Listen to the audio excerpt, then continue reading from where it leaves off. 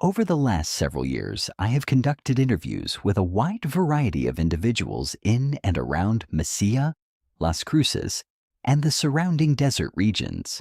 Some have been public officials. Some have been law enforcement officers. Others have worked in occupations that require them to spend significant amounts of time in remote desert areas. I've spoken with county officials, police officers, sheriff's deputies, park rangers, propane delivery drivers, ranch workers, and numerous others. One thing that surprised me early in this investigation is the number of people who actually work in these isolated regions. Many people imagine the desert as empty. It isn't. There are military personnel associated with White Sands and other facilities. There are U.S. Border Patrol agents. There are Bureau of Land Management employees, National Park personnel, utility workers, solar farm employees, ranchers, hunters, survey crews, and countless others whose jobs regularly take them far from towns and highways. As part of my interviews, I often ask a simple question. Have you ever seen anything unusual out there? I intentionally leave the question broad. I don't mention symbols. I don't mention the Mesilla files. I don't suggest an answer. I simply listen. What's interesting is that a surprising number of people eventually mention the same individual, a man they commonly refer to as a desert rat. Several law enforcement officers have identified him as Jeremiah Crow. Others call him Jeb.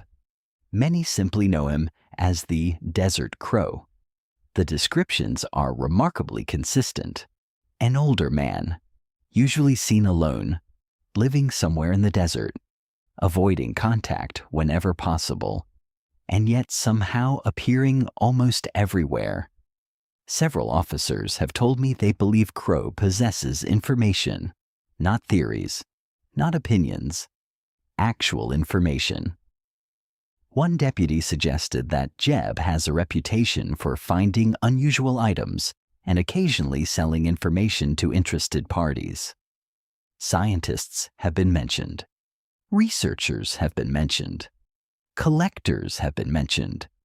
Unfortunately, very little of this information can be independently verified. Still, the rumors persist. One sheriff's deputy told me he did not consider Crow dangerous. However, he added something interesting. He wasn't entirely certain anyone could find Crow if they wanted to. That statement has stayed with me.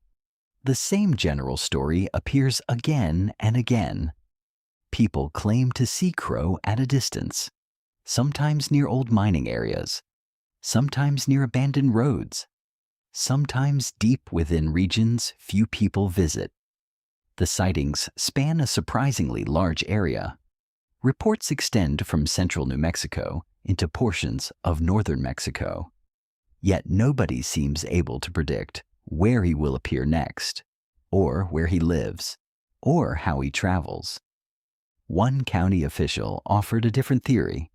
He suspected Crow was involved in some form of trafficking operation. His argument was straightforward. Why would someone move around so much otherwise, particularly on foot, particularly in such a hostile environment? Others suggested different explanations. One theory claims Crow discovered an old gold mine years ago. According to that story, he remains constantly on the move to prevent anyone from discovering its location. Personally, I find that explanation somewhat unlikely, but it does illustrate the extent of the speculation surrounding this individual. Whatever the truth may be, one conclusion appears nearly universal. Everyone knows who Jeb Crow is. Nobody knows much about him. And almost everyone agrees on one point. It's best to leave him alone.